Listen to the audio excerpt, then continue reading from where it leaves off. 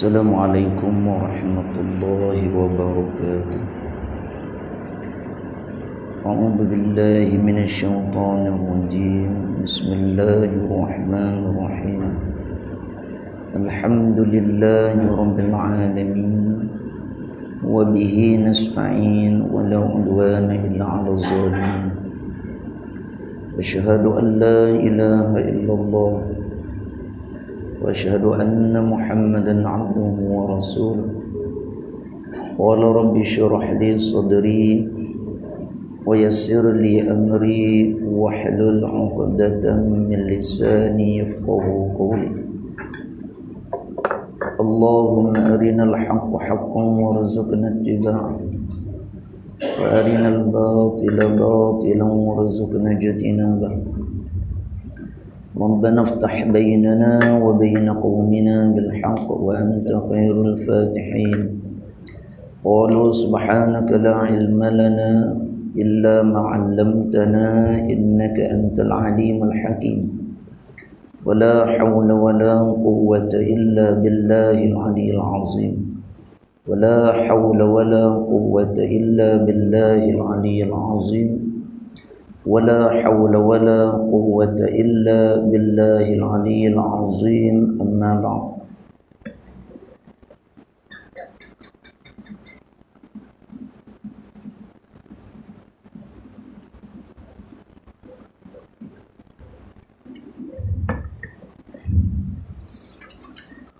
قال مصنف رحمه الله تعالى ونفعنا بعلومه في الدارين يا رب العالمين.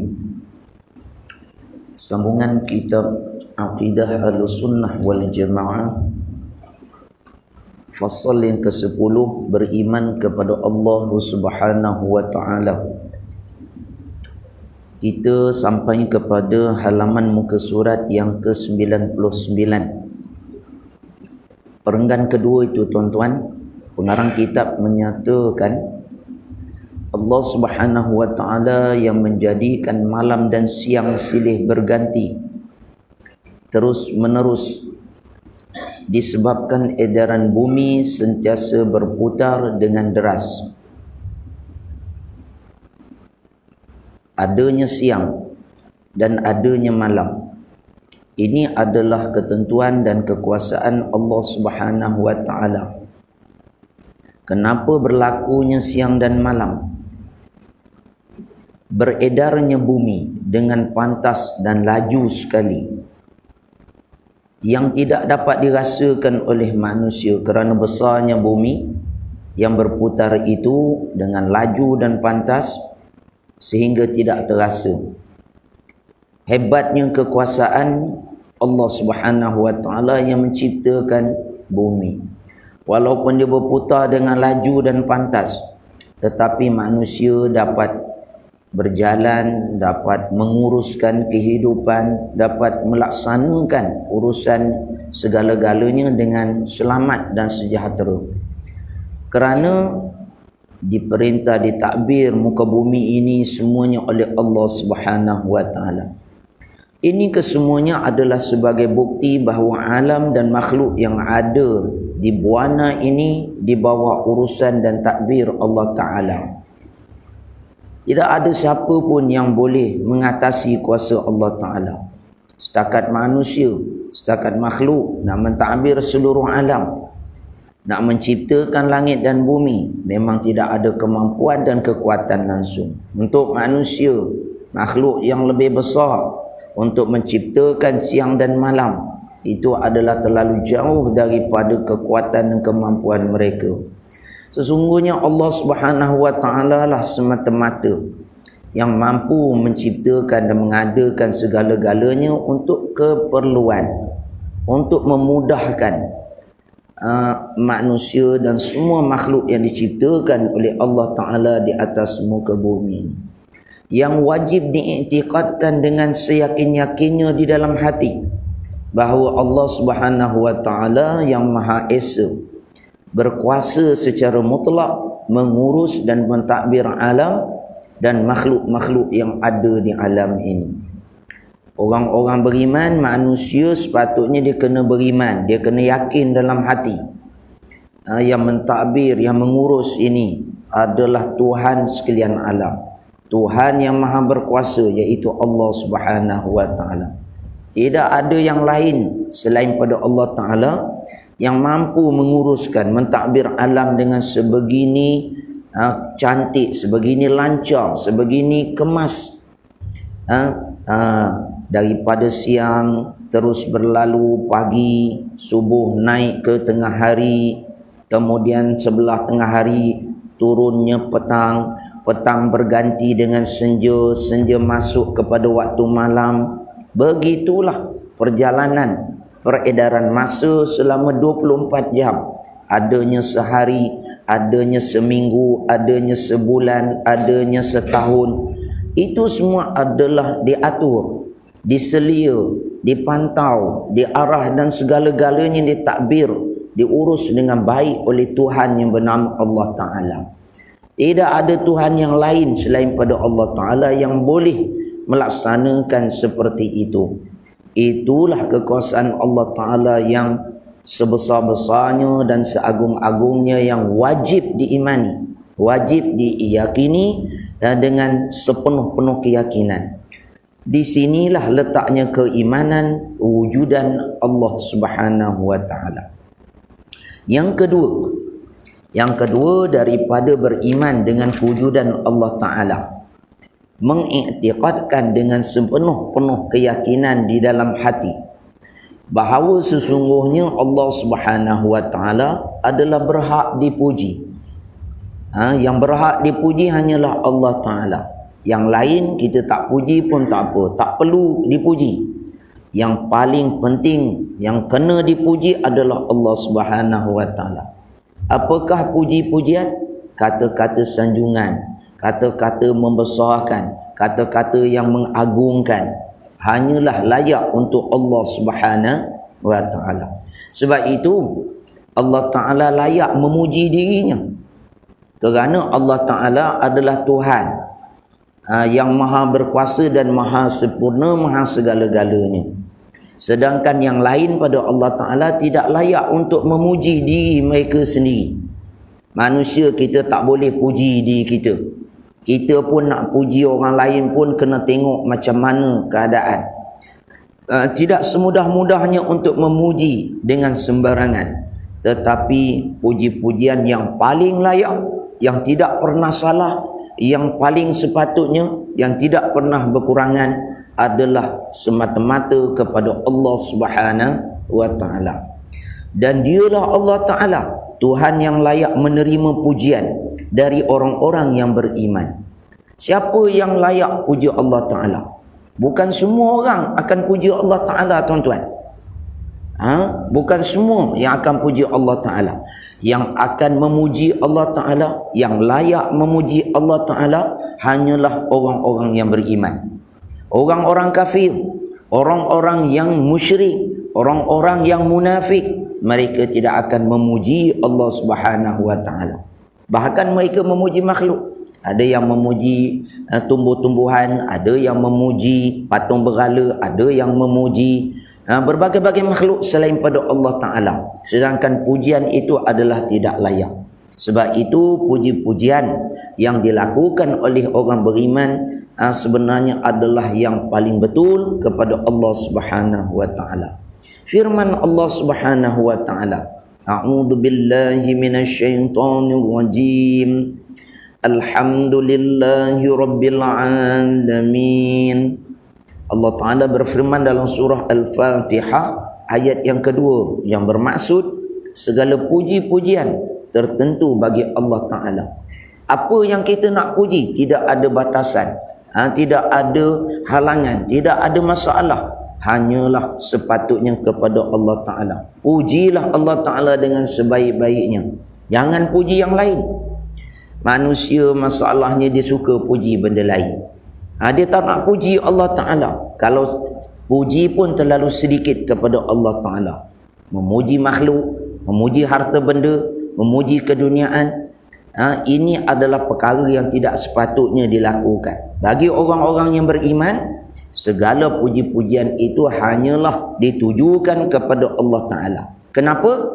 Kerana Allah Ta'ala Tuhan yang memelihara dan mentadbir sekalian alam. Allah Ta'ala buat langit, Allah Ta'ala buat bumi, Allah Ta'ala buat siang malam, yang menurunkan hujan, memberi rezeki. Yang ini adalah untuk kemudahan umat manusia, semua makhluk. Maka layaklah puji-pujian itu dan sewajibnya lah memuji akan Allah Ta'ala. Bukan sahaja layak, bukan sahaja memang, bahkan wajib puji Allah Ta'ala. Jangan sampai kita 24 jam sehari semalam tak ada langsung kita puji Allah Ta'ala. Wajib bagi orang beriman memuji akan Allah Subhanahu wa Ta'ala. Sebab itu ayat Alhamdulillahirabbil alamin ini kita baca dalam solat. Setiap rakaat dibaca surah Al-Fatihah. Dalam surah Al-Fatihah itu mengandungi puji-pujian. Sebahagian besar daripada surah Al-Fatihah adalah mengandungi puji-pujian bagi Allah Ta'ala. Bismillahirrahmanirrahim. Alhamdulillahirabbil alamin. Ar-Rahmanir-Rahim. Maliki yaumiddin. Iyyaka na'budu wa iyyaka nasta'in. Separuh daripada surah Al-Fatihah ini memuji akan Allah Ta'ala. Orang yang sembahyang, dia akan puji Allah Ta'ala. Orang yang tak sembahyang, dia akan puji dunia, dia akan puji makhluk, dia puji yang lain yang tak sepatutnya dia puji. Maka ini adalah kewajipan bagi semua orang memuji Allah Subhanahu wa Ta'ala yang sepatutnya, yang layak dipuji. Yang lain tidak patut dan tidak layak dipuji. Dan Allah Ta'ala berfirman dalam ayat yang lain pula, A'udzu billahi minasyaitonir rajim. Falillahil hamdu rabbis samawati wa rabbil ardi rabbil alamin. Allah Ta'ala berfirman dalam surah Al-Jasiyah ayat 36 yang bermaksud, maka bagi Allah Ta'ala jualah tertentu segala puji-pujian. Ini Allah Ta'ala sendiri nyatakan. Allah Ta'ala sendiri bagi tahu perintah. Nak puji-puji Allah Ta'ala. Kita beli kereta baru, puji Allah Ta'ala. Allahu Akbar. Kita dapat rezeki, kita dapat benda-benda yang kita sukai, kita dapat apa-apa yang menyeronok, mengembirakan, puji Allah Ta'ala. Jangan kita puji makhluk. Cantiknya barang awak, cantiknya rumah awak, cantik, macam-macam kita puji, tetapi kita lupa puji Allah Ta'ala. Tak patut, tak boleh. Sewajibnya mula-mula sekali kita kena puji adalah Allah Ta'ala. Ini Allah Ta'ala sebut sendiri dalam Al-Quran. Segala pujian tertentu hanyalah kepada Allah Ta'ala. Kenapa? Kerana Allah Ta'ala Tuhan yang mentadbirkan langit dan Tuhan yang mentadbirkan bumi, Tuhan sekalian alam. Ulama menyatakan bahawa atas langit, tuan-tuan, langit ni adalah yang paling atas. Langit tu, yang paling atas tu dia ada makhluk di langit. Ada makhluk daripada yang paling kecil sampai paling besar. Semuanya makhluk di langit itu diurus, ditadbir oleh Allah Ta'ala. Di bumi ada makhluk daripada yang paling kecil hinggalah yang paling besar, semuanya diurus, ditadbir oleh Allah Subhanahu. Mengapa kita puji yang lain sedangkan yang lain tu tak layak dipuji? Maka wajiblah memuji akan Allah Subhanahu wa Ta'ala. Sekiranya langit runtuh, sekiranya berlakunya kiamat, ataupun Allah Ta'ala takdirkan kemusnahan, sudah pastilah segala-galanya akan binasa. Di mana lagi kita nak menumpang hidup? Di mana lagi manusia ni nak melaksanakan? Sekiranya tidak ada muka bumi Allah Ta'ala dan tidak berlindung di bawah langit Allah Subhanahu wa Ta'ala. Begitulah hebatnya kekuasaan Allah Ta'ala Tuhan sekalian alam. Wajiblah memuji akan Allah Subhanahu wa Ta'ala. Yang ketiga, mengiktikadkan dengan sepenuh-penuh keimanan di dalam hati bahawa petunjuk Allah Subhanahu Wa Taala adalah sebenar-benar petunjuk. Apa dia petunjuk Allah Taala? Ke arah kebenaran.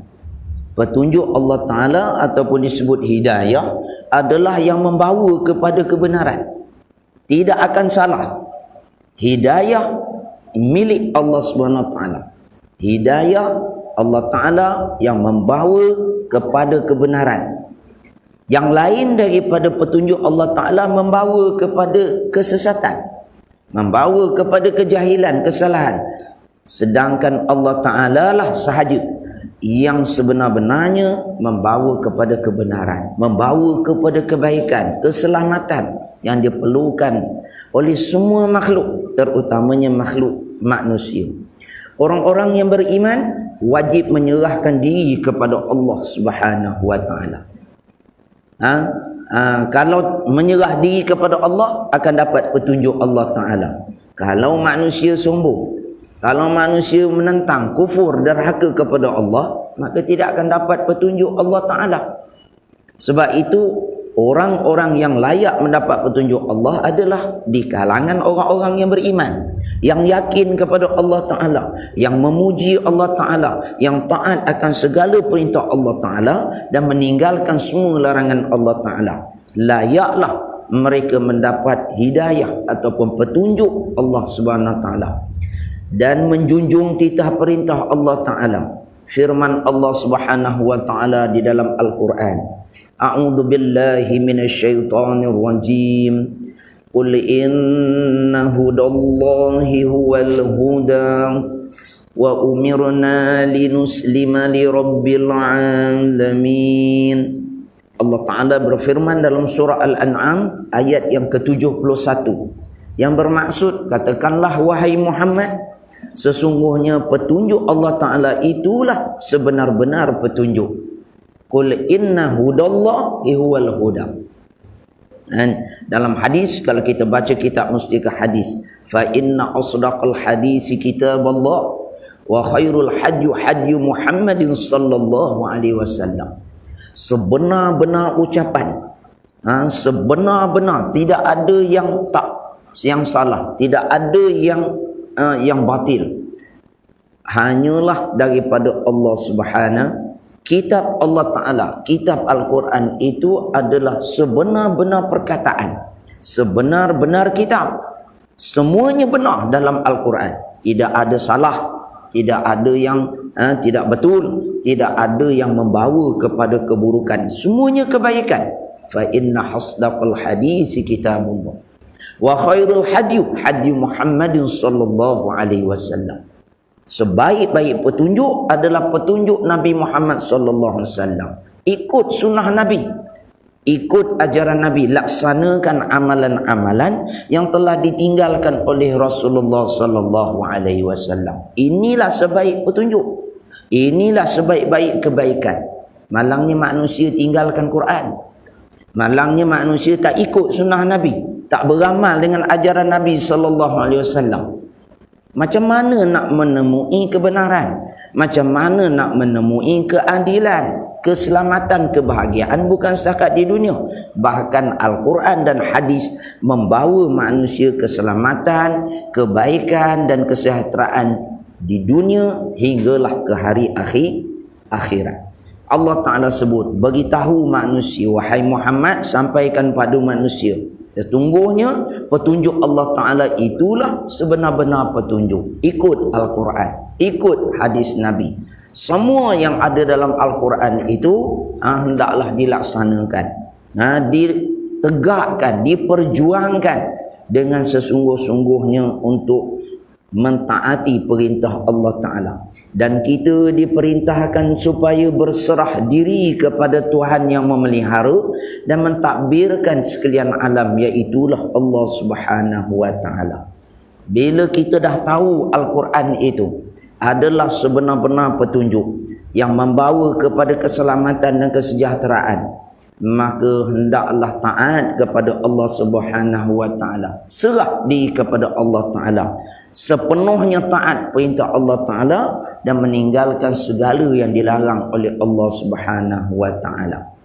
Yang keempat, mengiktikadkan dengan sepenuh keimanan di dalam hati bahawa ibadah-ibadah yang kita lakukan, yang kita kerjakan adalah semata-mata kerana Allah Ta'ala dengan secara ikhlas. Apakah dia ibadah? Amalan yang dilakukan. Amalan baik, ini ibadah. Kalau amalan jahat, amalan buruk, tak masuk ibadah.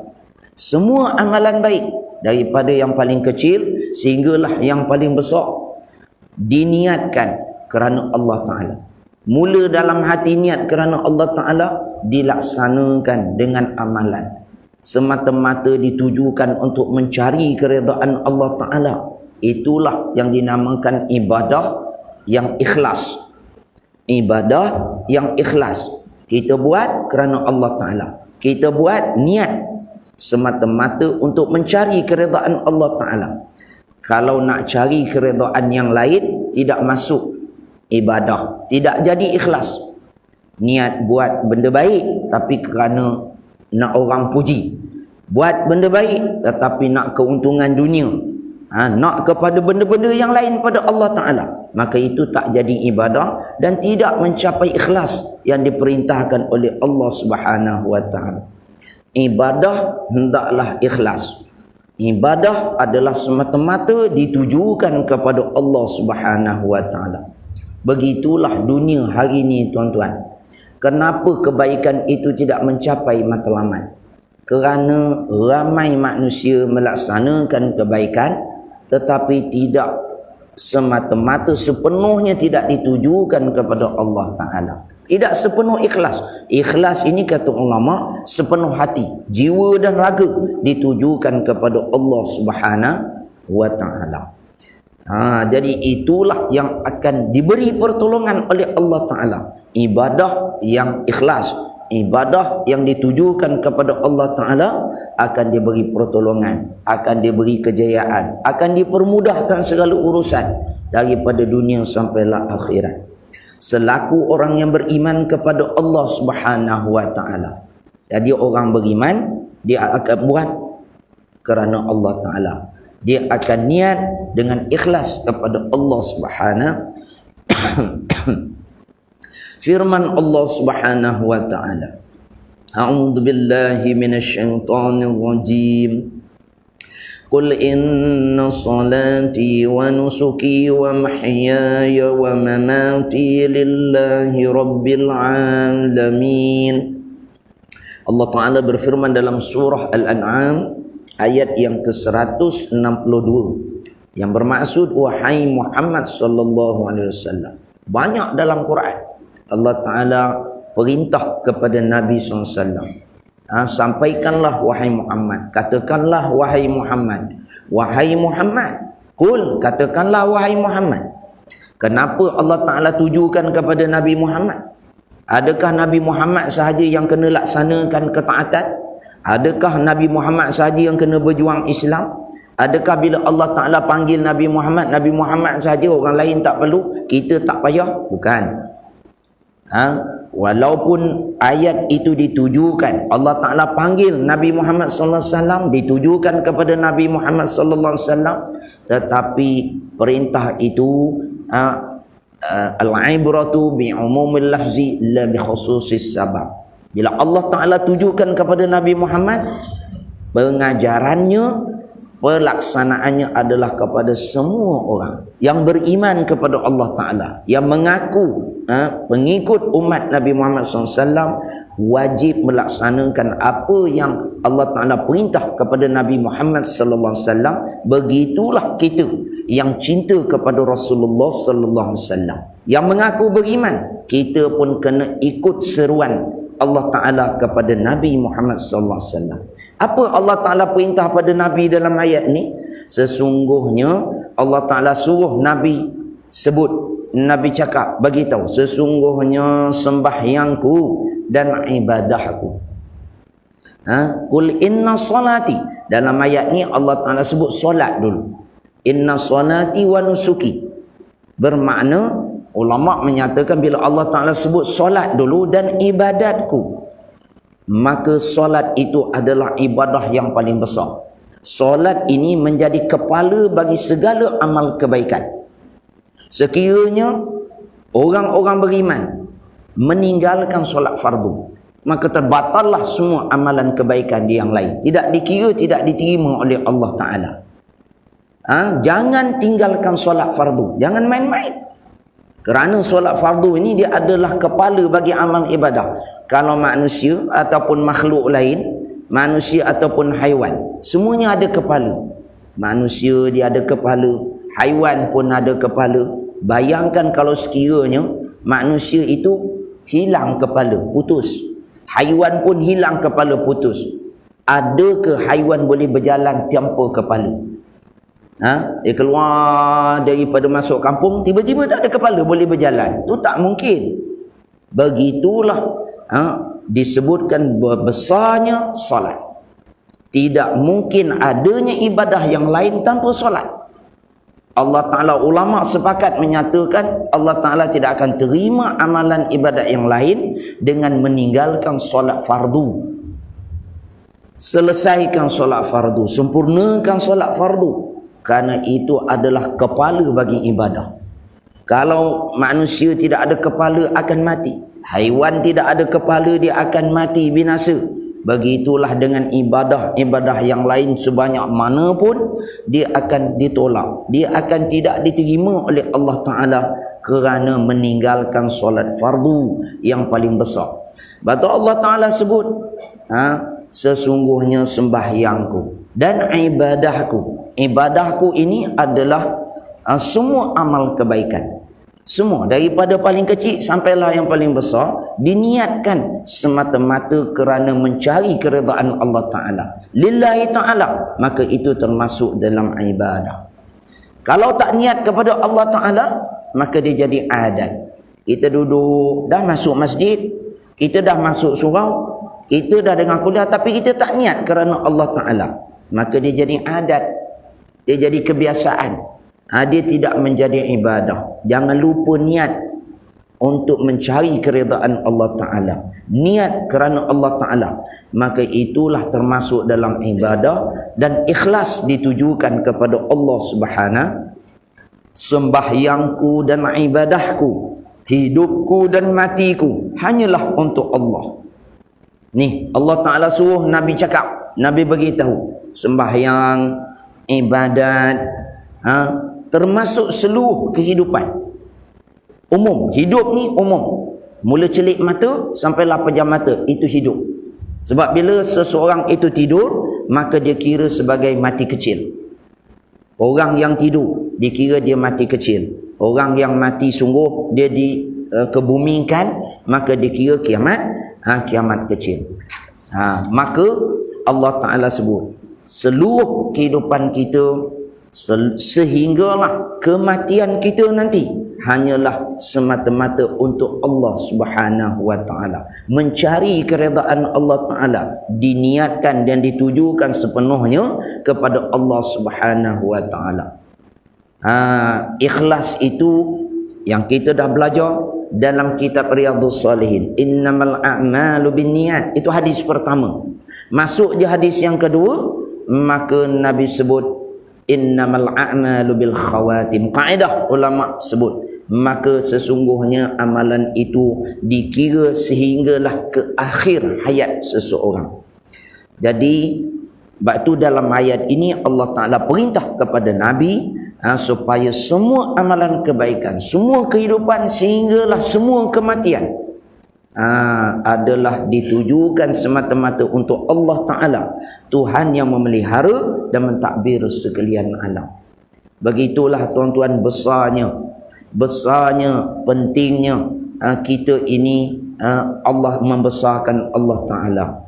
Kita melakukan segala-gala perkara semata-mata kepada Allah Subhanahu wa Ta'ala. Jangan lupa kepada Allah, jangan ditinggalkan Allah Ta'ala, walaupun daripada perkara yang paling kecil hinggalah perkara yang paling besar. Hendaklah semata-mata kerana Allah ditujukan kepada Allah Subhanahu wa Ta'ala. Yang kelima, mengiktikadkan dengan sepenuh keyakinan di dalam hati bahawa Allah Subhanahu wa Ta'ala lah yang memberi pertolongan kepada semua makhluk di alam ini dalam semua perkara. Kena yakin. Yang tolong kan bukan sahaja yang tolong manusia, bukan sahaja yang tolong semua makhluk, haiwan ke, tumbuh-tumbuhan ke, langit ke bumi, semua yang memberi pertolongan adalah Allah Subhanahu wa taala. Tidak ada yang lain melainkan Allah Subhanahu wa taala. Jangan kita kata engkau sajalah yang boleh tolong aku. Ini rosak iman. Jangan sedap-sedap kita. Ada orang ramai ni cakap, kalau engkau tak tolong aku, siapa lagi nak tolong? Allahu Akbar. Ini banyak perkataan-perkataan yang salah. Bila salah ucapan, maka kita telah mungkar kepada Allah Ta'ala, derhaka kepada Allah Ta'ala, sehingga boleh kufur kepada Allah Ta'ala. Kerana kita mesti yakin yang menolong kita adalah Allah Ta'ala melalui makhluk. Kalau ada orang tolong, itu adalah wakil daripada Allah Ta'ala. Ada orang yang bantu, ada orang yang boleh memudahkan, adalah urusan-urusan macam mana, itu semua adalah dengan keizinan Allah Ta'ala. Keizinan Allah Ta'ala. Allahu la ilaha illa huwal hayyul qayyum la ta'khudhuhu sinatun wa la nawm lahu ma fis samawati wa ma fil ard man dhal ladzi yashfa'u indahu illa bi idzni man dhal ladzi yashfa'u indahu illa bi idzni. Semuanya mendapat pertolongan itu dengan izin Allah Ta'ala. Kita tidak akan selesai masalah, kita tidak akan dapat menguruskan segala-galanya tanpa keizinan Allah Ta'ala, tanpa pertolongan Allah Subhanahu wa Ta'ala. Jangan rosakkan akidah kita, keyakinan dan keimanan kita kena jaga, terutamanya dari segi percakapan. Kalau cakap pun dah salah, cakap pun dia dah lupa Tuhan, maka ini adalah suatu perkara yang paling besar. Ini yang mencari kemurkaan Allah Subhanahu wa Ta'ala. Yakin, kena yakin. Dan memang betul tak bahawa Allah Ta'ala lah yang menolong. Bukan saja Allah Ta'ala tolong kita, bukan saja Allah Ta'ala tolong semua orang, bahkan Allah Ta'ala tolong, bantu semua makhluk dia yang diciptakan oleh Allah Ta'ala. Firman Allah Ta'ala di dalam Al-Quran, A'udzu billahi minasyaitonir rajim. Bismillahirrahmanirrahim. Qul aghairallahi attakhidhu waliyan fatiris samawati wal ardi wa huwa yut'imu wa la yut'am. Qul inni umirtu an akuna awwala man aslam wa la takunanna minal musyrikin. Allah Ta'ala berfirman dalam surah Al-An'am ayat yang ke-14 yang bermaksud, katakanlah wahai Nabi Muhammad sallallahu alaihi wasallam. Lagi Allah Ta'ala sebut, cakap Muhammad, sampaikan, bagi tahu, patutkah aku mengambil penolong selain daripada Allah Ta'ala? Patut ke? Maknanya walaupun dalam ayat ini Allah Ta'ala datangkan dari sirah mubalaghahnya soalan, tapi sebenarnya jawapannya telah pasti. Kalau Allah Ta'ala sebut, patutkah aku meminta pertolongan selain daripada Allah Ta'ala, ambil penolong yang bukan Allah Ta'ala? Memang tak patut, memang tak boleh. Tak perlu jawab pun dah tahu dah. Kerana yang menolong hanyalah Allah Ta'ala, yang boleh membantu hanyalah Allah Subhanahu wa Ta'ala. Kenapa Allah Ta'ala sahaja yang boleh tolong? Kenapa Allah Ta'ala sahaja yang boleh menyelesaikan segala-galanya? Kerana Allah Ta'ala yang menciptakan langit dan bumi. Orang lain boleh buat apa? Kalau boleh buat pun adalah terlalu sedikit. Kalau boleh buat pun dengan pertolongan Allah Ta'ala, dengan izin Allah Ta'ala. Kalau Allah Ta'ala tak izin, tak akan berlaku, tak akan jadi, tak akan selesai. Jangan main-main dengan akidah, tuan-tuan. Kita jangan rosak dari segi keyakinan, keimanan kita kepada Allah Ta'ala.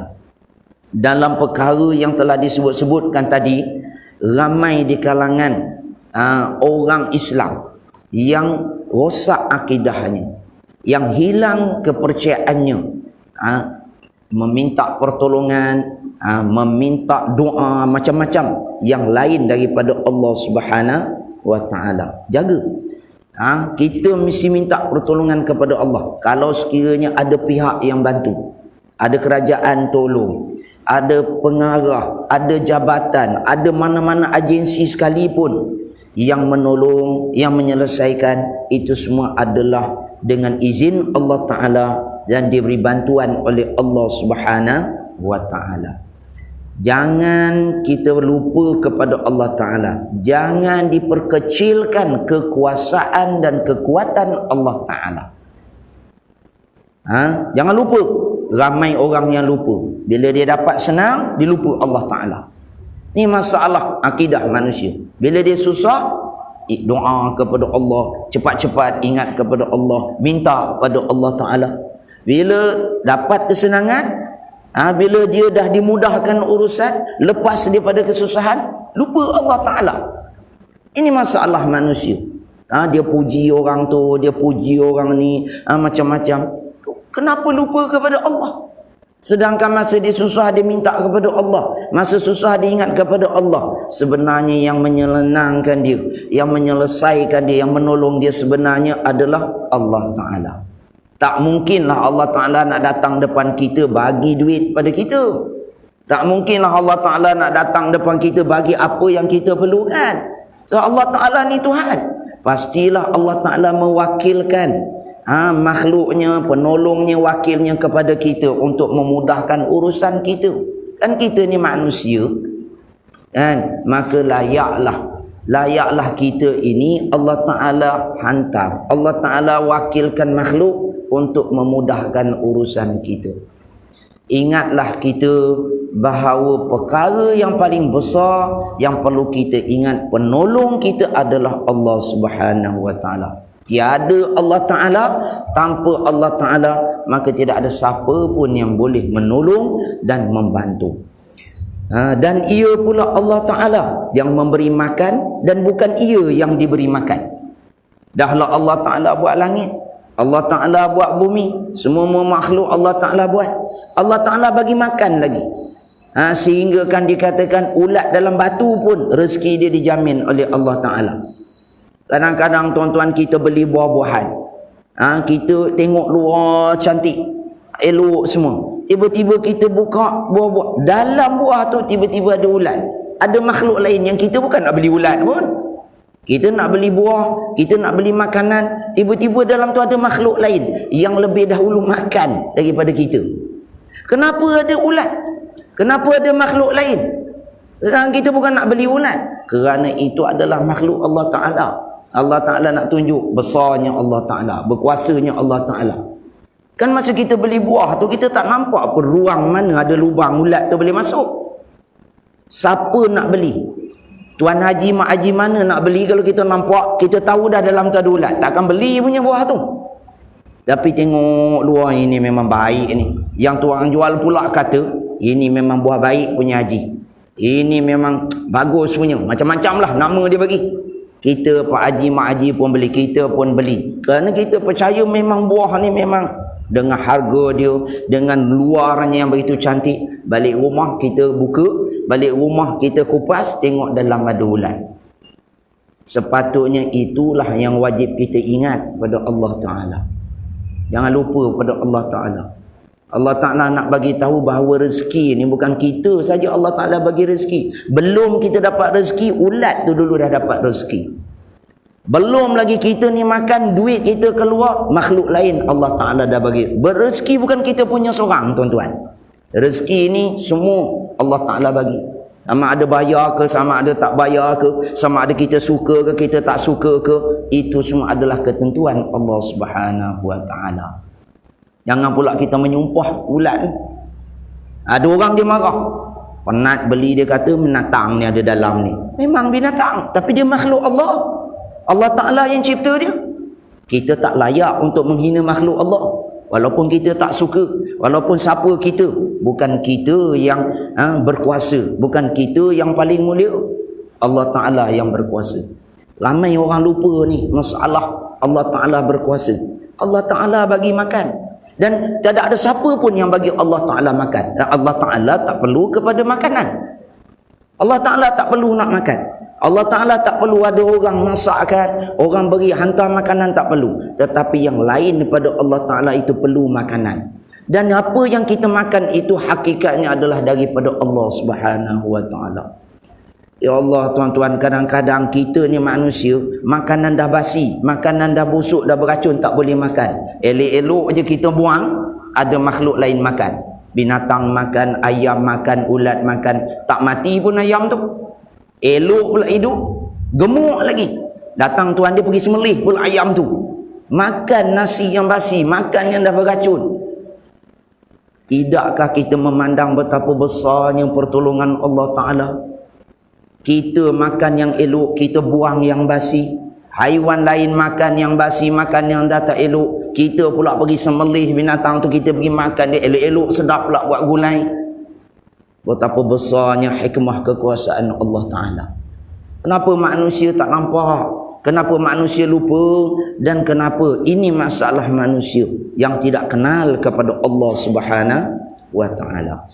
Allah Ta'ala sebut, jangan lupa, aku yang bagi makan, dan kamu semua tak perlu bagi makan pada aku, pun tak perlu kepada makanan.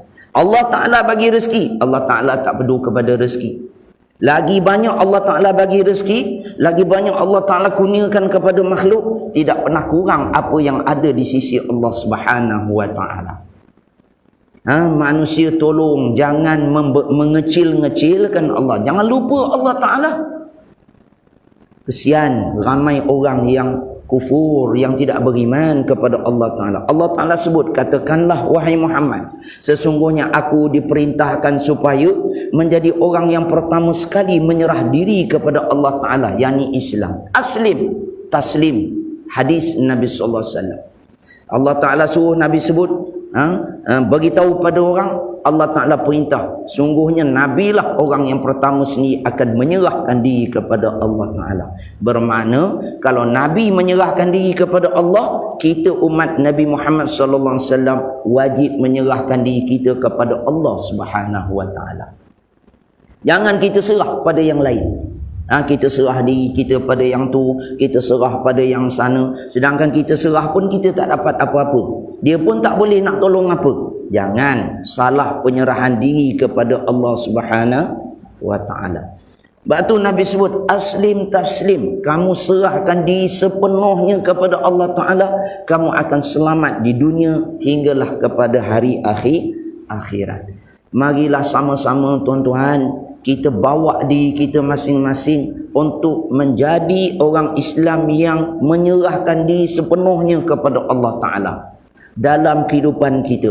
Bila kita jadi orang Islam yang sepenuhnya, kita menyerahkan diri kita segala-galanya kepada Allah, maka itulah yang akan diterima amalan oleh Allah Ta'ala, dan kita mendapat syurga yang dijanjikan oleh Allah Subhanahu. Dan aku diperintahkan dengan firman Allah Ta'ala, jangan sekali-kali engkau menjadi dari golongan orang-orang musyrik menyengutukan Allah Ta'ala.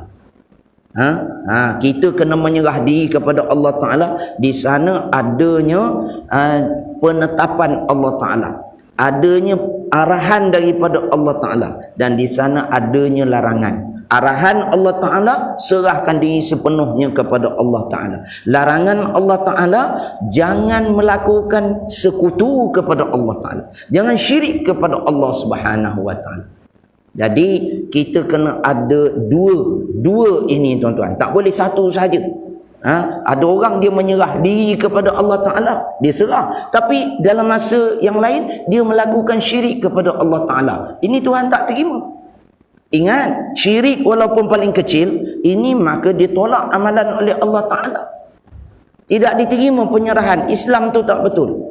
Walaupun kita menyerahkan diri, kita meniatkan Allah, tapi ada melakukan syirik, ini tidak diredai, tidak ditolak, tidak diterima di sisi Allah Subhanahu wa Ta'ala. Apatah lagi memang dia melakukan syirik, maka syirik ini adalah perkara yang paling besar dinilai, ditelik dan dipandang oleh Allah Ta'ala.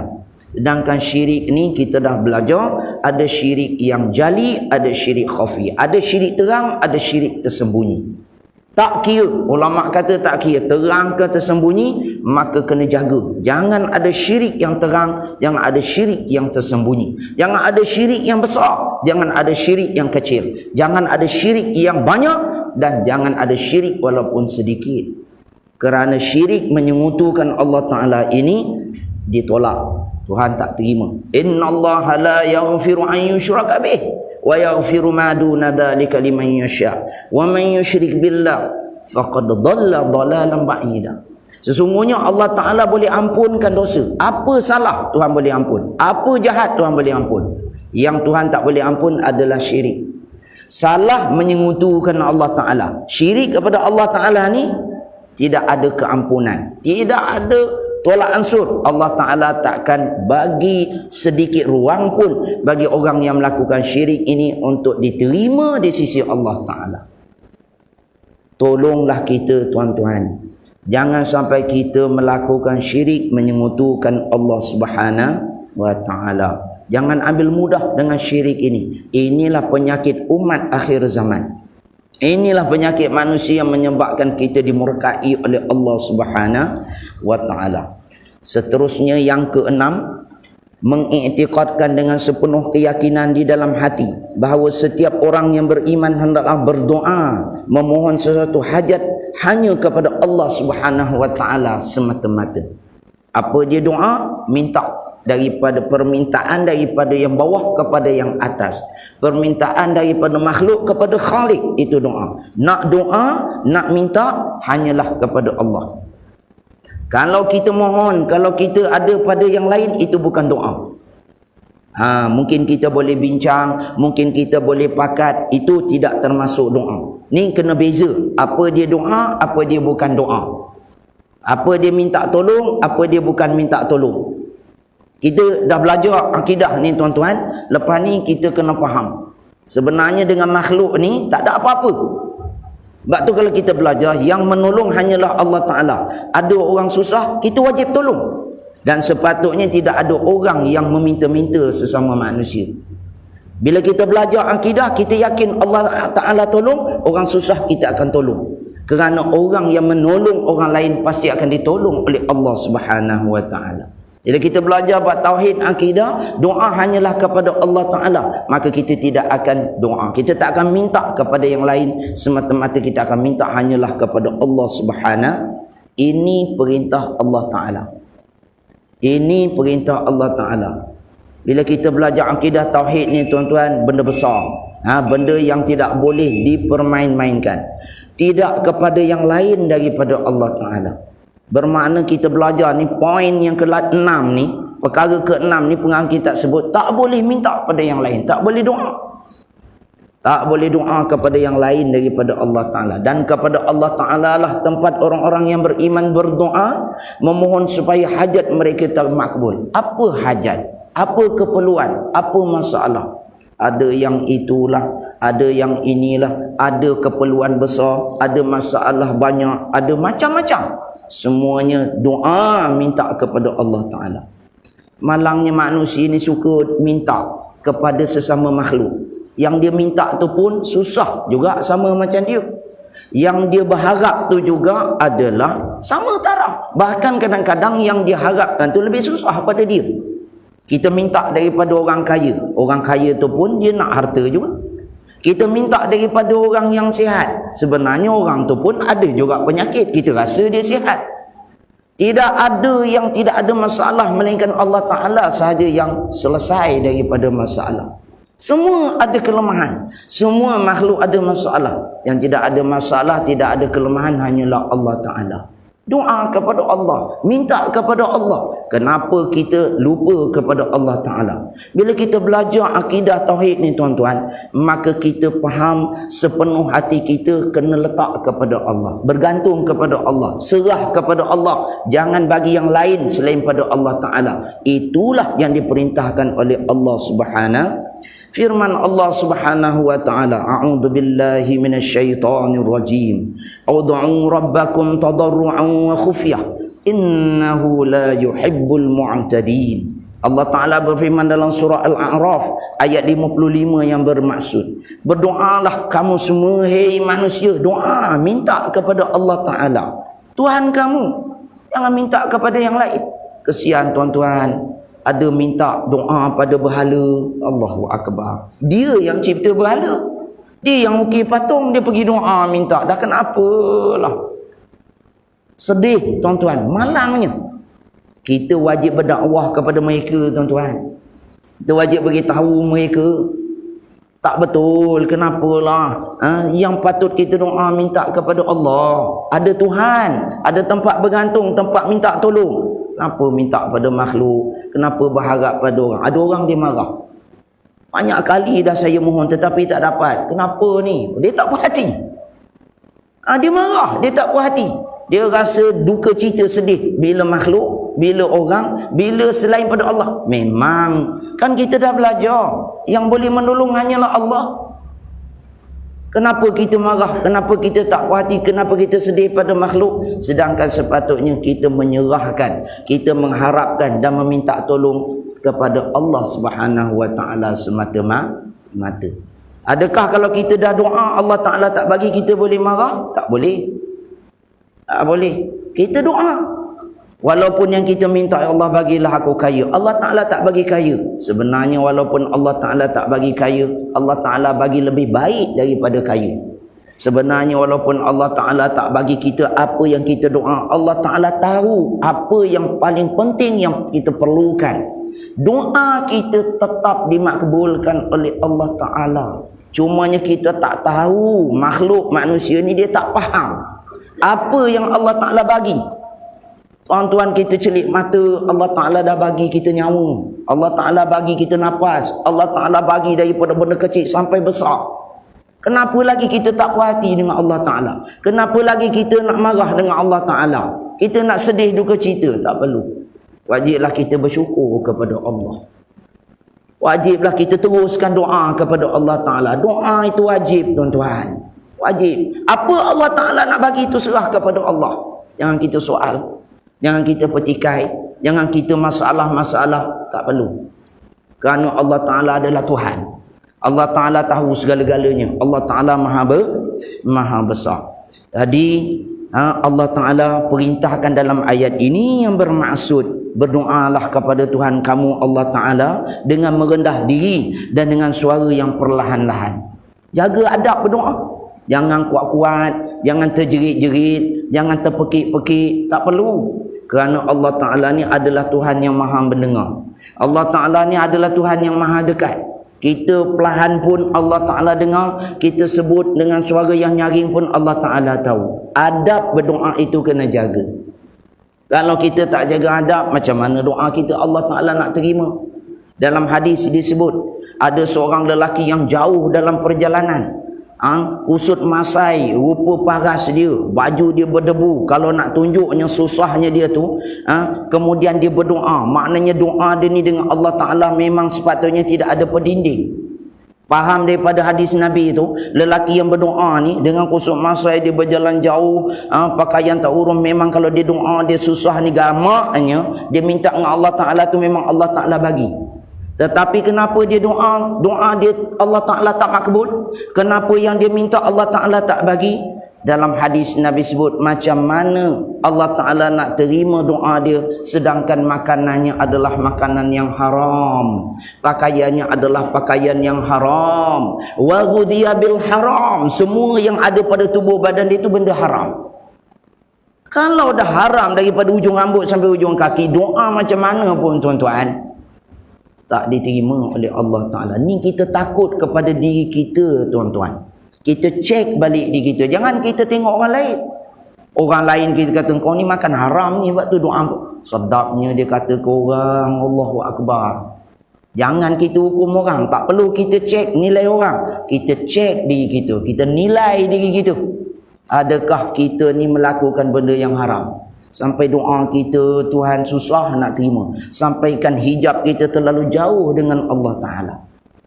Tuan-tuan, marilah kita berdoa. Jaga adab kita dengan Allah Ta'ala. Bukan mudah-mudah beradab dengan Allah Ta'ala. Kerana orang yang beradab sajalah doa dia diterima di sisi Allah Ta'ala. Adab di sini rendah diri. Bila doa jangan sombong, jangan bongkak, jangan takabur. Rendah diri kepada Allah Ta'ala. Doa perlahan-lahan. Di waktu tengah malam, dalam hadis Nabi sebut, Allah Ta'ala dia akan turun di langit dunia sepertiga malam. Sepertiga malam ni mulai tengah malam sampai sebelum subuh. Ada hadis kudusi, tuan-tuan. Hadis sahih. Allah Ta'ala turun ke langit dunia sepertiga malam. Untuk apa? Untuk Allah Ta'ala menerima, mendengar permohonan hamba-Nya. Siapa nak berdoa? Siapa nak minta? Siapa nak menagih simpati Allah Ta'ala? Allah Ta'ala akan terima. Allah Ta'ala akan bagi apa yang dimohon oleh hamba Dia. Berapa ramai yang bangun malam? Berapa ramai yang berdoa, yang menangis, yang merintih kepada Allah Ta'ala. Itu masalah kita dengan Allah Ta'ala. Allah Ta'ala dah dekat, dah datang. Tetapi manusia jauh daripada Allah. Manusia lari daripada Allah. Kesian kita tuan-tuan. Marilah malam ini dan bila-bila selepas ini kita dekatkan diri kita kepada Allah Ta'ala. Sesungguhnya Allah Ta'ala tidak suka kepada orang yang melampaui batas. Jangan melampau-lampau, jangan sombong, jangan bongkak, jangan biadab dengan Allah Ta'ala. Pasti doa kita ditolak dan tidak diterima di sisi Allah Ta'ala. Berdoa secara yang melampaui batas ialah menghalakan permohonan kepada yang lain pada Allah Azza wa Jalla. Ini disebut oleh pengarang. Ulama menyatakan antara yang dimaksudkan melampaui batas ni doa selain kepada Allah Ta'ala. Syirik. Ini syirik. Doa kepada yang lain ini syirik. Itu melampaui batas. Ataupun memohon sesuatu perkara yang tidak sepatutnya. Minta benda haram. Ya Allah, ya Tuhanku, ni aku ambil nombor ni kenalah 1 juta jadilah. Dah kenapa engkau main benda haram, pergi ambil nombor ekor, minta Allah Ta'ala terima, bagi. La ilaha illallah wal'iyadzabillah. Ada ke tuan-tuan? Tak tahulah ada tak ada. Tapi kalau buat begitu tak boleh. Ini melampau biadab. Mana boleh minta benda haram? Tak boleh. Minta yang halal. Minta yang halal walaupun sedikit. Kalau banyak macam mana pun haram, itu tidak termasuk dalam doa dan itu tidak termasuk, pasti dimurkai dan dilaknat oleh Allah Subhanahu. Ataupun tidak menurut undang-undang peraturan Tuhan bagi menghasilkan sesuatu perkara yang dimohon tadi. Memang nak rezeki, memang nak senang, semua nak mudah, semua nak pintar. Hari ini tuan-tuan, contoh scammer. Oh, memang besar-besar penipu tuan-tuan, ke main-main jahat lagi. Saya dengar ni minta masa. Saya minta masa tuan-tuan. Scammer punya cerita dalam Radio IKIM. Ada seorang ustaz dia uruskan travel. Jadi travel umrah. Bila dia buat travel umrah, jadi dia nak cari nak bawa pergi umrah. Jadi ada dia buat cadangan, dia bincang dengan kawan dia, kita nak cari seorang ni, kita nak bagi hadiah untuk bagi dia percuma pergi umrah. Jadi bila dia cari, kemudian dia masuklah. Hari ni kan semua pakai media sosial apa semua tu. Dapatlah seorang ni yang dia punya like dia tuan-tuan, pengikut followers dia tu hampir kepada 1 juta. Orang lain ribu-ribu je apa, dia punya tu sampai 1 juta.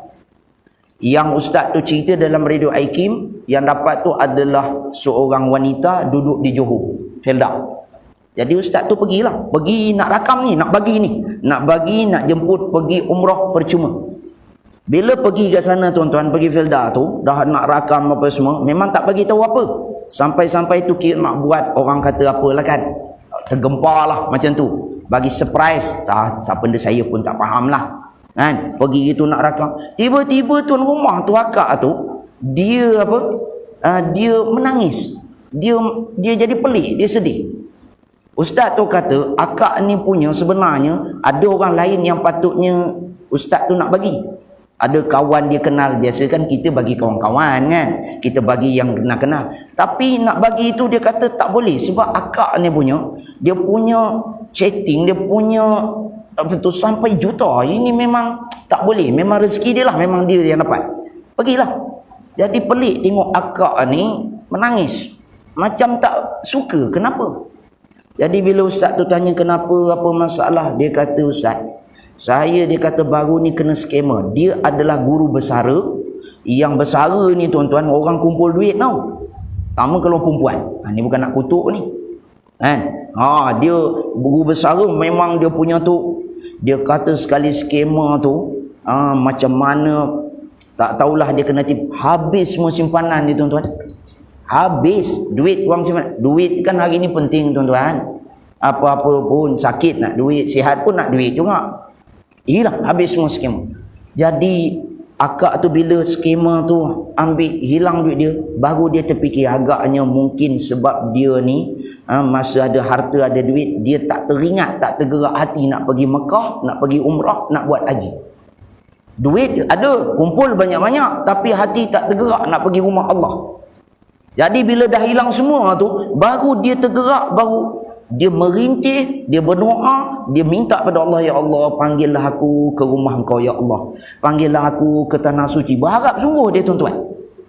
Masa tu, masa ada duit memang dia tak ingat, dia kata dia lupa. Jadi dah hilang tu, baru dia ingat, baru dia minta. Rupa-rupanya Allah Ta'ala terima pengharapan dia. Doa dia pergantungan pada Allah tu, dapat dengan percuma. Masa dia ada duit banyak, tak dapat. Dia tak ingat, dah tak ada duit, dia minta dengan Allah Ta'ala betul-betul bergantung. Allah Ta'ala bagi, panggil dia, dapat pergi umrah percuma. Dia kata, ya Allahu Akbar. Nampak tuan-tuan? Jadi sebab itu kita ni ada duit kan, kalau tak ada duit ingat kepada Allah, lagi banyak duit lagi banyak kena ingat kepada Allah Subhanahu Wa Ta'ala.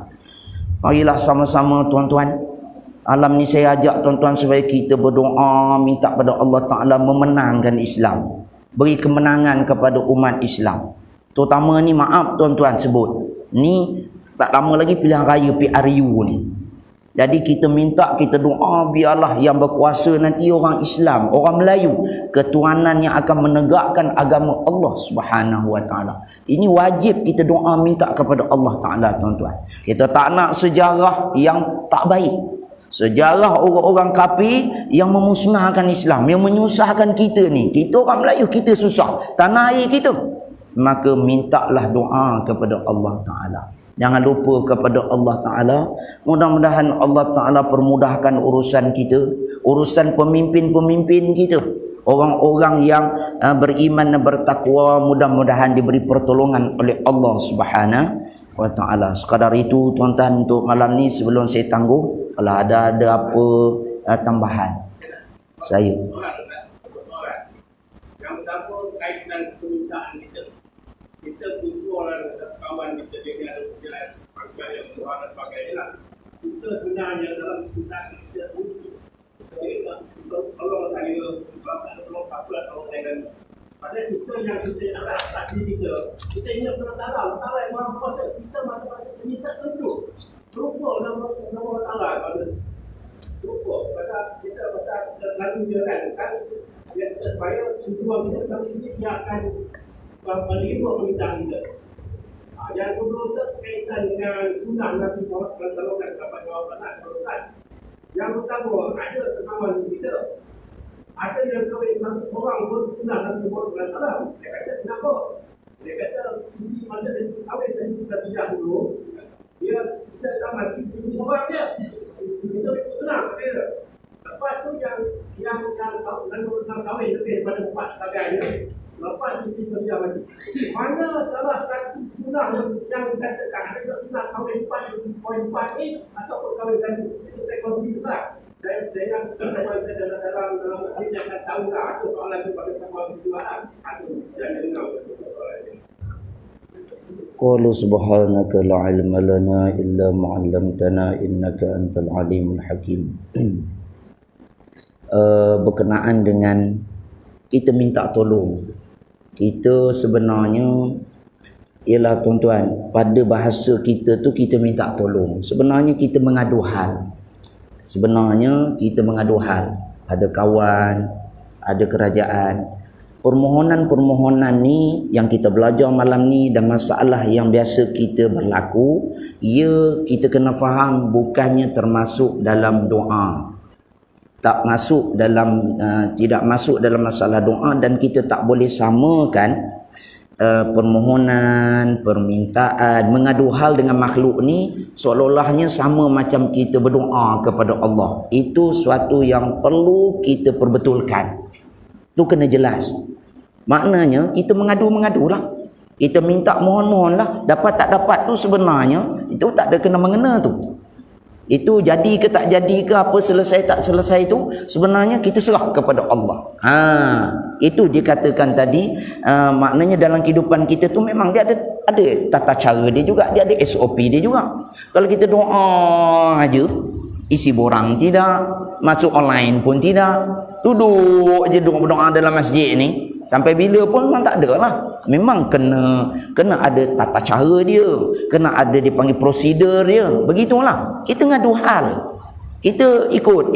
Encik, Tuan Haji kena isi borang, kena pergi bagian-bagian. Tak apa, kita pergilah. Tetapi itu bukanlah penentu segala-galanya yang kita usahakan. Itu kita kena faham, tuan-tuan. Itu adalah apa? Usaha. Itu adalah apa? Ikhtiar. Itu adalah kewajipan kita kena buat. Hasil berjaya ataupun gagal sedikit sebanyak terserah kepada Allah.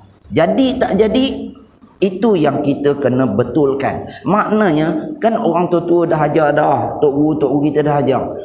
Usaha, doa, tawakal. Usaha dulu. Jadi sebelum doa kena ada usaha. Itulah. Kita minta tolong, kita mengadu hal, kita isi borang hari ni online lah apa semua. Itu usaha. Itu mula-mula sekali. Dah selesai usaha, aku dah pergi dah semua, memang dapat punya. Tu salah tu. Lepas usaha kena doa. Kena doa, ya Allah, aku dah usaha, ya Allah, aku dah cuba dah. Mudah-mudahan kau tolonglah. Maknanya akan tolong sebenar-benarnya bukan jabatan tadi, bukan kerajaan, bukan pihak-pihak berkenaan. Yang sebenarnya menolong, yang kita kena doa, yang paling besar daripada usaha kita tadi adalah doa kepada Allah. Ni ramai yang lupa, tuan-tuan. Ada yang doa, dia lupa usaha. Ada yang usaha, dia tak berdoa. Tak betul. Dah kita dah usaha, dah kita dah doa. Ada satu lagi, tawakal ala Allah. Apa dia tawakal? Serah kepada Allah, bergantung. Ada tak ada, jadi tak jadi, sikit banyak, serahlah kepada Allah. Kalau dapat pun adalah ketentuan Allah, tak dapat pun adalah kuasa Allah Ta'ala. Tawakal. Allah Ta'ala tak bagi yang ni, Allah Ta'ala ganti yang lain. Allah Ta'ala. Itulah cara kehidupan seorang beriman yang sebenarnya, yang mencari keridaan, yang diberkati oleh Allah Subhanahu wa Ta'ala. Soalan kedua, mana yang di sunnah Nabi? 1 ke, 2 ke, 3 ke, 4 ke? Kalau dia niat kerana Allah, 1, 2, 3, 4 tu semua adalah sunnah Nabi. Semua sunnah Nabi. Tak ada masalah. Cumanya kita balik kepada Al-Quran. Allah Ta'ala menyatakan, Ya ayuhan nasu inna khalaqnakum min dzakarin wa unsa. Allah Ta'ala sebut dalam surah An-Nisa itu, tuan-tuan, fankihu ma taba lakum minan nisa masna wa thulatha wa ruba'. Fa in khiftum alla ta'dilu fawahida. Bab nikah ni dalam Quran tu, ni yang ialah orang belajar, dia faham, dia beramal. Memang ni ayat Quran, tuan-tuan. Allah Ta'ala kata, fankihu, bernikahlah kamu. Nikah ni orang lelaki, dia yang kena nikah orang perempuan, yang akad nikah, terima nikah tu orang lelaki. Kan, tuan-tuan kan? Yang kena nikah tu orang perempuan, yang terima dia tu, yang kena akad nikah tu adalah orang lelaki. Jadi bab nikah ni Allah Ta'ala sebut, nikahlah kamu 2, 3, 4. Masna wa thulatha wa ruba'. Sama ada, dia faham situ, ulama kata sama ada 2 ataupun 3 ataupun 4. Jangan dicampur. 2 campur 3 dah 5, campur 4 dah 9. Tu tak betul. Itu salah. Tu tak belajar, tak mengaji. 9 dia kata. Campur kan? Plus. Salah. Tu kena belajar. Dia baca, dia faham lurus. Memanglah 2, 3, 4 tu boleh jadi 9. Tapi Allah Ta'ala sebut 2 ataupun 3 ataupun 4. Dah, lebih pada 4 tak boleh. Fa in khiftum alla ta'dilu. Tapi ke ujung ayat tu jangan lupa, jangan tinggal. Jangan baca 2, 3, 4 saja. Maka sekiranya kamu tak boleh nak berlaku adil. Tak boleh nak buat adil. Dah sampai 2, 3 ni, 2 pun dah berat dah. Masuk 4 pula. Tak boleh nak adil, tak boleh nak sama. Tak boleh nak laksanakan tanggungjawab. fawahidah. Satu cukuplah. Satu tu cukup. Kalau dia mampu, kalau dia boleh saksama adil, paling-paling lebih 4. Jadi kalau kata ikut sunnah, dasar ayat ni semua sunnah. Kan? Semua sunnah. 1 pun sunnah, 2 pun sunnah, 3 pun sunnah, 4 pun sunnah. Cumanya berdasarkan kemampuan, mampu ke tak mampu. Kalau mampu, fadal. Kita tuan-tuan, bab ni saya sebut, kalau dia mampu, kalau nampak baik, amal baik, kita galakkan, kita sokong. Kita contoh dia tuan-tuan. Kalau dia boleh bahagia. Benda yang memang menjadi sunnah Nabi. Memang kebaikan. Sebab Nabi sebut, Nabi berbangga dengan ramainya umat Nabi pada akhir kiamat nanti. Ramainya umat Nabi. Jadi, kita jangan dalam masalah ini memandang secara negatif. Memandang secara serong. Memang apa-apa pun masalah. Nikah 1 pun masalah. 2 lagi banyak. 3, 4 lagi dah bertambah masalah. Cumanya kita bantulah, kita sokonglah yang baik ini tuan-tuan. Itu wajib menyokong, wajib. Kerana tuan-tuan, hari ini banyak masalahnya. Banyak masalah. Kenapa Allah Ta'ala datangkan ini? Poligami ini disebut. Ada monogami, ada poligami. Ingat, ini adalah daripada ayat saya baca tadi. Itu tak boleh nafikan. Memang ada kebaikan, ada kelebihan dia. Sebab itu, yang mana mampu, laksanakan. Yang masalahnya, yang mampu, yang kaya ni, satu je. Yang tak kaya ni, yang tak ada benda ni, elok pula bertambah-tambah. Ni masalah juga ni. Yelah, takut tu masalah lain. Ni kita kata mampu. Yang mampu ni, elok aja satu, tak gerak-gerak kan. Yang tak mampu pula semangat kan main ni. Yang ni beria ke main. Itu masalah. Jadi kita ni ikut. Jadi yang mana mampu tu silakan. Ingat, kita ni tuan-tuan, harta ni bukan untuk kita. Kan? Harta ni bukan untuk ini adalah antara sunnah. Apa kita kata sunnah Nabi, kewajipan. Tak sama tuan-tuan orang kaya dengan orang miskin. Tak sama yang banyak harta dengan yang tak ada banyak harta. Jadi sebab itu kalau kita tak banyak ni cukup lah. 1 pun alhamdulillah lah. Jangan lorat-lorat now kata orang Melaka kan. Lebih benar tu nampak Tapi kalau dia memang kaya, tak habis makan tuan-tuan, 7 keturunan pun tak. Tu fadal silakan. Tak ada masalah. Jangan tuan-tuan kita sekat rezeki, jangan sekat. Hari ni tuan-tuan kalau ikut data dia memang Melayu je tuan-tuan. Orang Melayu ni perempuan lebih ramai daripada lelaki. Sekolah aja saya tuan-tuan, kalau 100 orang cikgu, 20 tak sampai 20 lelaki, lain perempuan. Mana tuan-tuan? Nak ngadu mana tu? Nak minta tolong doa mana tuan-tuan? Lelaki-lelaki yang ada ni lah. Kan? Yang lelaki ni lah tuan-tuan. Ini adalah suatu yang diperintahkan. Mudah-mudahan Allah Ta'ala permudahkan. Kita doa kepada Allah, kita usaha kerana Allah Ta'ala. Mudah-mudahan Allah Ta'ala memberi petunjuk kepada kita untuk menyelesaikan, melaksanakan titah perintah Allah Subhanahu. Sekadar itulah saya mampu jawab. Tak tahulah betul tak betulnya, tepat tak tepatnya, ikut skema ke tidak. Mudah-mudahan Allah Ta'ala memudahkan urusan kita. Ada lain-lain tuan-tuan?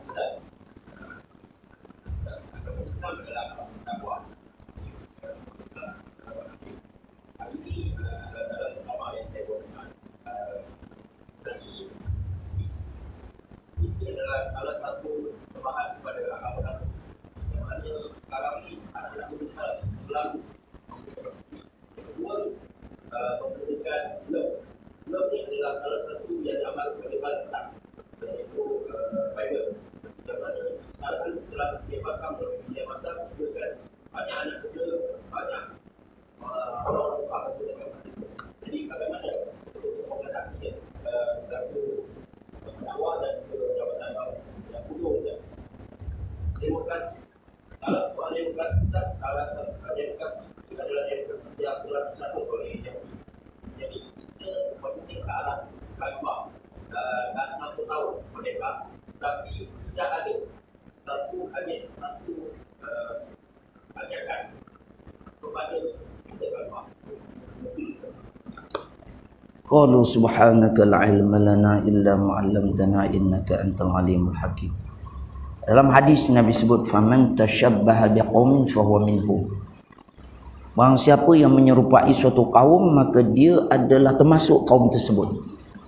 Sama ada pakaiannya, sama ada tindak tanduknya, tata cara perilakunya. Jadi itu perlulah diperhalusi, dijaga dengan cermat dan berhati-hati. Kan? Walaupun benda yang kecil macam 2 jari begini kan, ataupun yang ada love lah, yang hari nah budak-budak ni tuan-tuan, kadang-kadang tanduk pun ditunjuk semacam juga. Jadi sebenarnya begitulah, memang asalnya begitu adalah yang bukan daripada sunnah Nabi, bukan daripada ajaran Islam. Cumanya kadang-kadang yalah remaja muda-mudi ni dibuat ni, dia dalam keadaan jahil. Dia buat keadaan jahil dan dia terikut-ikut sangat dengan, kita kata hari ni adalah trend semasa. Kalau datang daripada Korea K-pop, dia pun ikut K-pop. Datang hari ni LGBT baru ni, yang penyanyi LGBT datang daripada Eropah tu. Ni masalah. Sebab itu tuan-tuan ni kena jagalah. Kita terutamanya mak ayah ni, mak ayah. Ibu bapa kita kena didik, kena ingat, kena asuh anak-anak kita supaya dia berpegang dengan Islam. Walaupun memang kita masalah ataupun di luar kawalan, terutamanya media sosial lah tuan-tuan. Kadang-kadang masuk dalam Facebook, selfie kan, macam-macam. Jadi macam mana pun, begitu kita kena ingatkan. Itu usaha lah. Dan kita bagi ingatan perkara-perkara yang tidak ada kaitan dengan Islam, sunnah Nabi, Quran dan hadis, maka hendaklah ditinggalkan. Dan apakah hukum ni? Buat ni. Hukum tu kita nak sebut pun wallahualam. Tapi Nabi sebut macam tu, siapa yang tiru, yang ikut suatu kaum, sama dengan kaum tersebut. Kalau ikut Yahudi, samalah macam Yahudi. Kalau ikut K-pop, Korea, samalah macam Korea. Walaupun hidung dia kemik, walaupun kulit dia kelabu asap, tapi ikut betul-betul tu. Oh Allah, tuan-tuan, saya pernah ajar budak-budak ni, buku dia lagu Korea penuh tuan-tuan. Kita ajar agama Islam ni satu, apa tajuk pun tak buat. Buku dia penuh lagu Korea. Saya tanya, kau faham tak? Tak faham Ustaz. Hafal? Hafal semua. La ilaha illallah. Ni masalah tuan-tuan. Sayang, sedih. Sayang sibuk kali sayang lah. Kalau ini kita sedih, tapi kita kena usaha. Benda yang salah ni kena diperbetulkan lah kemampuan. Terutamanya ini peranan pihak kerajaan lah. Pihak berkuasa. Yang keduanya berkenaan dengan khalifah. Hari ini kita di sistem demokrasi. Macam mana kita dalam Islam adalah khilafah. Memang khilafah ni yang terakhir adalah khilafah Utsmaniyah di Turki. Itu yang dah jatuh, yang kita tak boleh nafikan. Di Andalusia pun ada kerajaan Islam di Spanyol yang telah digulingkan, diganti hari ini Kristian sampai hari ini. Itu memang dalam Islam adalah sistem khilafah. Hari ini kita di negara kita terutamanya yang dah 60 tahun merdeka, kita mengikut lunas-lunas demokrasi. Persoalan tuan-tuan, yang mempertikaikan demokrasi ini memang bolehlah pertikaikan. Cuma apakah salah kita ikut sistem demokrasi? Itu soalan. Demokrasi ini salah ke tak salah? Ulama dah membuat kajian berdasarkan Quran dan hadis. Demokrasi ini adalah bersesuaian dengan Islam. Walaupun demokrasi ini bukan asal daripada Islam, tetapi demokrasi ini adalah sesuai dengan Islam. Dan dia tak salah apa pun dengan Islam. Maka sebab itulah kita mengikut ulama-ulama yang cerdik, pandai, cendekiawan. Kita ikut lunas-lunas demokrasi ini, pilihan raya dan seumpamanya. Kerana dia adalah sebahagian daripada Islam dan tidak bercanggah dengan Islam. Ada yang kata menipu lah, ada menyeleweng lah. Itu yang buat tu dia tanggung salah lah. Tapi demokrasi itu sendiri, bila ada pilihan raya, ada pemilihan, ada terbuka, maka itu tidak dinafikan oleh Islam. Walaupun yang paling baik adalah khilafah. Yang paling baik adalah khilafah. Cuma kita tak mampu nak tegakkan khilafah. Khilafah ini dia perlu kepada kesepaduan, kesatuan dan keseluruhan umat Islam. Berani tak berani tuan-tuan? Kalau kita semua berani, kalau kita orang Melayu boleh bersatu, kita boleh tegakkan, tak usah kata khilafah, kesultanan ni. Orang Melaka sultan pun dah tak ada tuan-tuan. Sebelum kita nak tegak khilafah ni, agung kita ni. Agung negeri negara kita ni kita boleh pertahankan, kita boleh bersatu, boleh kita mencapai ke arah khilafah. Tapi kalau kita asyik berpecah, lepas ada pecah kita pecah, lepas ada berebut asyik berebut, lepas dah tak dapat lagi, lepas hilang lagi, ini jauh lagi pada khilafah tuan-tuan. Demokrasi pun jauh.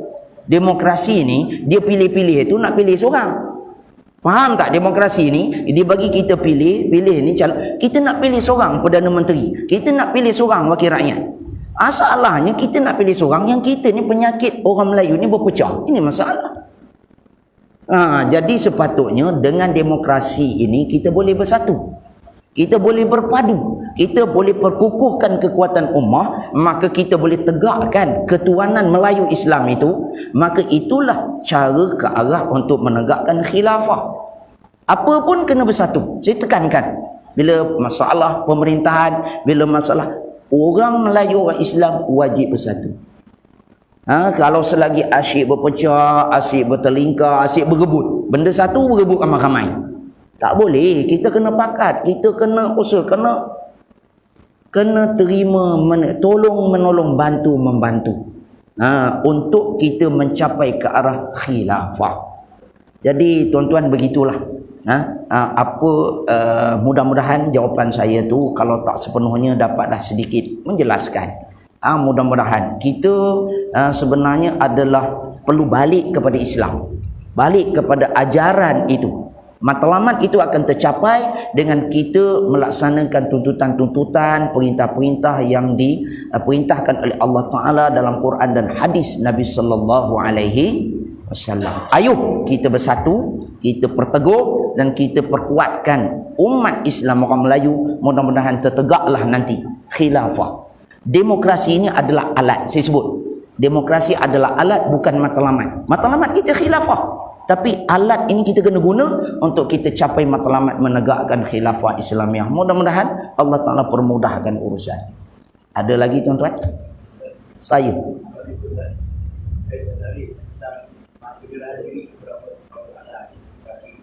kita sudah maklum bahawa apa saja yang lagi metodologi serta istiqnya adalah milik Allah, dan itu semua yang milik Allah. Macam mana kita nak bagi Allah Ta'ala? Baik. Persoalan macam mana kita nak serah diri kepada Allah. Kita dah tahu Allah Ta'ala cipta langit, Allah Ta'ala mencipta bumi, segala-galanya. Macam mana kita nak serahkan diri kita kepada Allah, kita nak buktikan ketaatan kita pada Allah adalah dengan melaksanakan seluruh yang diperintahkan oleh Allah Ta'ala. Seluruh. Dalam arti kata menyerahkan diri itu adalah kita taat, kita usaha menegakkan, melaksanakan titah perintah Allah Ta'ala daripada yang paling kecil hinggalah yang paling besar. Ulama menyatakan antara perkara yang paling kecil adalah sunnah. Sunnahlah biasa. An-nazafatu minal iman, mungkin juga sunnah potong kuku, sunnah yang kecil-kecil kan, apa tu pakai serban ke, pakai jubah, pakai warna putih, sunnah. Sehingga yang paling besar adalah menegakkan khilafah Islamiah, daulah Islamiah. Itu yang paling besar. Jadi jangan kita lupa pada benda kecil dan kita tinggalkan pada benda besar. Dalam arti kata menyerahkan diri kepada Allah Ta'ala itu, melaksanakan titah perintah Allah Ta'ala adalah semua perkara. Kita usaha yang mana kita mampu. La yukallifullahu nafsan illa wus'aha. Lagi kita mampu, kita buat. Kalau tak mampu, itu di luar kewajipan kita. Tapi itulah tuan-tuan, yang saya nak tekankan adalah tentang kita ni sekarang ni wajib bersatu, wajib berpadu. Dari segi sembahyang, dari segi amalan-amalan ketaatan individu itu mudah tuan-tuan. Yang kita nampak cabaran kita orang Melayu ni tuan-tuan Islam adalah cabaran dari segi jemaah. Nak sembahyang berjemaah, nampak? Nak buat gotong royong, nak buat benda-benda berjemaah ni, ini cabaran kita. Ini sebenarnya wajib. Ramai orang kita faham sembahyang Jumaat, dia seorang sembahyang jemaah, betul. Tetapi termasuk juga kewajipan adalah secara kolektif, secara organisasi, secara ni bersatu padu ni. Dan haram kita berpecah belah, haram kita bertelingkar, bergaduh sehingga memberi peluang kepada orang bukan Islam. Orang kafir pijak kita, ambil kesempatan pada kita, dia perintah, dia buat jahat, zalim, aniaya pada kita. Ini adalah perkara yang kita kena elak. Kita haram berpecah belah, haram bagi peluang pada orang kafir. Jangan kita percaya, bagi amanah pada dia jadi pemimpin. Itu termasuk dalam menyerahkan diri kepada Allah Ta'ala. Jadi mudah-mudahan soalan yang diajukan tadi itu dapat saya jelaskan sedikit untuk sama-sama kita semua. Selepas ini marilah kita secara berjemaah, kolektif, beramai-ramai. Ada ramai, kita tambah lagi ramai. Ada kita perkukuhkan. Mudah-mudahan memudahkan. Sayyidina Umar sebut, la Islam illa bil jamaah, wala jamaah illa bil imarah awil imamah, wala imarah ta'wil imamah illa bil ta'ah. Tidak ada Islam melainkan kena beramai-ramai. Seorang je tuan-tuan tak boleh, kena beramai. Dah ramai tak cukup lagi, kena ada ketua, kena ada pemimpin. Seorang je ketua, jangan berebut ramai-ramai. Dia berebut tak selesai. Dah ada ketua, maka kena adanya taat untuk menegakkan agama dan hukum hakam Allah Subhanahu wa Ta'ala. Ini adalah pahaman amalan yang perlu kita tegakkan untuk kita melaksanakan penyerahan diri kepada Allah Subhanahu wa Ta'ala. Ada lagi tuan-tuan? Tak ada. Mudah-mudahan wallahu taala a'lam. A'udzubillahi minasyaitonir rajim. Bismillahirrahmanirrahim. Alhamdulillahirabbil alamin. Wassalatu wassalamu ala asyrafil anbiya'i wal mursalin sayyidina Muhammadin wa ala alihi washabbihi ajma'in. Rabbana anfa'na bima 'allamtana, rabbi 'allimna alladhi yanfa'una. Allahumma arhamna bil Qur'anil karim waj'alhu lana imaman wa nuran wa hudan wa rahmah. Allahumma dzakkirna minhu ma nasina وعلمنا منه ما جهلنا وارزقنا تلاوته آناء الليل وأطراف النهار واجعل حجة لنا يا مولانا يا أرحم الراحمين. اللهم لك الحمد وإليك المشتكى وأنت المستعان ولا حول ولا قوة إلا بالله العلي العظيم. وصلى الله على سيدنا محمد النبي الأمي وعلى آله وصحبه وبارك وسلم والحمد لله رب العالمين. سبحانك اللهم بحمدك أشهد أن لا إله إلا أنت أستغفرك وأتوب إليك. بسم الله الرحمن الرحيم. والعصر إن الإنسان لفي خسر إلا الذين آمنوا وعملوا الصالحات وتواصوا بالحق وتواصوا بالصبر. السلام عليكم ورحمة الله وبركاته.